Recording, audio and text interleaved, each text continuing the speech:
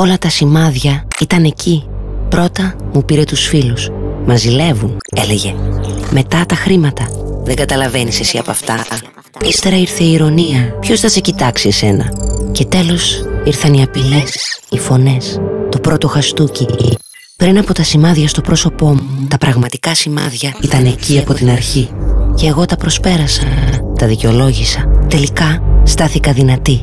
Βρήκα στήριξη και αποφάσισα να φύγω. Σήμερα ξυπνάω χωρίς φόβο. Δουλεύω ξανά. Έχω πάλι τους φίλους μου. Και επιτέλους ζω.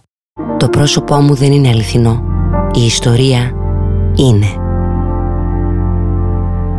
Μάθε πώς να αναγνωρίζεις τα σημάδια της κακοποίησης. Επισκέψου το brightsky.org του Ιδρύματος Vodafone. Γιατί όταν μπορούμε να αναγνωρίζουμε τα σημάδια της κακοποίησης, τότε μπορούμε να συμβάλλουμε πιο ενεργά στην αντιμετώπιση της. Connecting for Good. Ίδρυμα Vodafone.